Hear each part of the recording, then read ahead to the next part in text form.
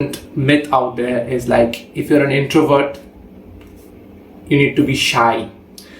This is absolutely so not right. Introverts are people who want to regain their energy after social interactions. Shyness can result from social anxiety. Do not confuse both. Like, to be honest, more than 1/3 of the whole world are introverts. So if you're craving that solitude, trust me, there are many who relate to you in the first place. And there's even this study by Carl Jung who said that no one's on 100% on either spectrum. Like, nobody's 100% extrovert or 100% introvert. And he chuckled and added, like, if they were, you'd find them in an asylum, not in normal life. And so introversion is not equal to shyness. There can be people, introverts, who love to socialize, but they would need that quiet time to themselves. That's not shyness. An extrovert can also be shy, and this shyness or social anxiety, there is a contradiction here as well. Like the psychiatrist Dr. Alok Kanodia from the YouTube channel Healthy Gamer GG, he said that this shyness and social anxiety is not always a sign of introversion or extroversion. It may often be a time of burnout or anxiety in general. Like when we go to talk to our friends or have a conversation outside or party, whatever, you can come back feeling overwhelmed. That's not a sign that you are an introvert. That's social anxiety. So introversion and social anxiety are not the same tenets. They are, kind of related, but they're not the same as. It's like the introvert's default mode. It's not a sign. You're using your smartphone and there are a lot of tabs open, correct? After some time you will see your phone tends to hang. That's exactly the way our introvert's brain works. Like if I'm at a party, I'm talking to people, and all of a sudden I just want to leave because it's overwhelming. And people come up to me and say, what's happened? Did something happen? Are you okay? I understand they're doing it out of concern, so I kind of respect that, but that's not actually what that is. Like, more often than not, if you have a group of friends, you would tend to single out that introverted friend and say he's no fun at all. That's the myth. I love socializing, but with a handset of people, with my parents, my best friend, close network. I'm not going to go out with somebody that I absolutely do not know, have conversations, and then maybe go on to travel with them right away. For me, I'm picturing going back to my home in my pajamas and stuff like that, right? And within yourself, you can also have fun reading a book. You can also, and that's not wrong. In fact, you need, especially in this day, we need to normalize. There's no one kind of person and there's no one kind of fun. So that myth that we can't be exciting people. In fact, most of the people in my life who I find most exciting or I would love to have a conversation with are introverts. I even had people who said that you must be an introvert, so you hate going out anywhere and all.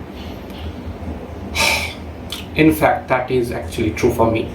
But there was a wedding reception, and after socializing for 5 minutes, I was so drained. I would look for the corner where the food was served, look for a quiet spot, and just used to hide. But that's just me. But that's not exactly how introverts are. All of us, not the same. There are introverts who can lead. There are introverts who could go out there, lead the conversation and all, but they would crave that the social battery of ours runs out fast. Like, think of it, we are not a smartphone with a very good battery. Our battery runs out real fast. And this brings out to the second most important myth, that introverts can't be leaders. That's so not true. In fact, the Harvard Business Review cites that more than half of the most successful CEOs out there are introverts. The problem is, like, society and the way we go about painting a leader. Like if you just go on Google right now and just type a leader or a CEO, you will paint them in wearing a coat, shaking hands, talking to a board of people. And inherently, the leader is painted as someone who would just be gregarious. This rewarding loudness but where does it leave those thoughtful analysts and strategists?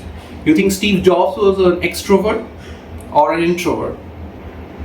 So the way we process is very different, and there is no correlation that if you are loud and gregarious, or if you are painting an image with a persona, that you necessarily have good ideas, right?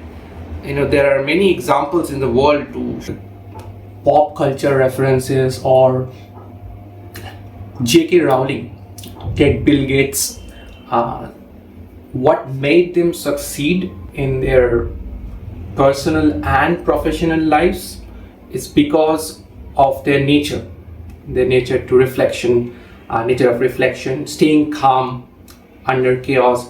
Like if you don't know, let me just put in a fact. J.K. Rowling was living off stamps and was at her worst when the first book of Harry Potter went out. So having that personal depth and character to take yourself out of shit is commendable, right? So introverts do make great leaders. Even the Amen Psychiatry Group, they ran a research and they said introverts are more than 50 to 60% more attuned to being a good leader over an extrovert. And introverts can go ahead and speak in public. Take Susan Cain, for example. Go to YouTube right now and search the power of introverts. You will see this person, who herself is an introvert, is giving a speech which has been viewed more than 13 million times. Fantastic example, right? That it's not always that introvert can't be a leader or can't give a speech or can't perform in social situations. This assumption that most of the introverts are depressed, unhappy, sad. Now, depression can affect anyone. If you're an introvert, extrovert, ambivert, whatever word, it can affect anyone. So you need to understand the difference between loneliness and solitude. Okay, that's where the game gets played, because introverts plays the latter quite well.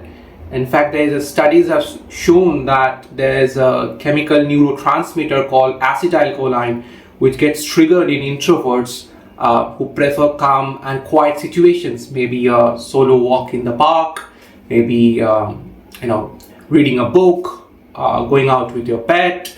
So there's no data or scientific research to correlate that most of the depressed people of the world are introverts. There's also this misconception that introverts are ultra deep, enlightened thinkers, or like painting us as like mystical hermits from which enlightenment is coming up. Bullshit.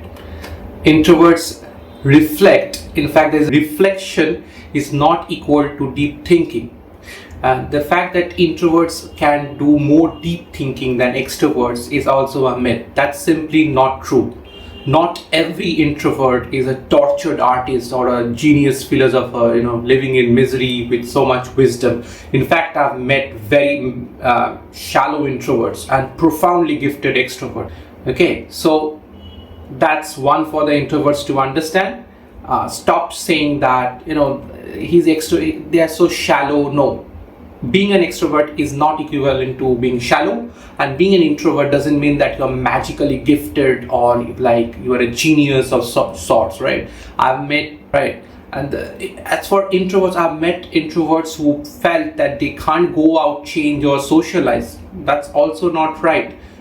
In fact, we are a herd species. Like, I find myself being little more outgoing than I was before. I still need my quiet time. In fact, I crave my quiet time more badly than anything.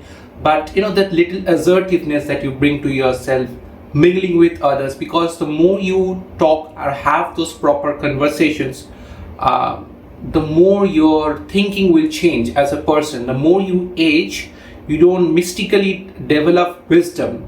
That is comes as a function of your experiences that you have had, right? So people can change. Make those small upgrades in the software. Like you make those small upgrades, make those upgrades in yourself. That matters, because at the end of the day, we all aspire to be better versions of ourselves. So in fact, research shows that an introvert who is trying to be an extrovert will eventually end in a failure. In fact, take me for example. During my high school days, in my last 2 years, I started to paint myself as an extrovert, did things just to belong in a group, and it didn't end nice for me. I slipped into depression. Absolutely there's no need to change your core. The myths that say otherwise, that introverts need to come out of the shell to be happy, is so misguided. No one needs to change. You, as an introvert, you don't need to change into an extrovert to be happy in life. Growth is good for everyone, but the way you find that growth depends on yourself.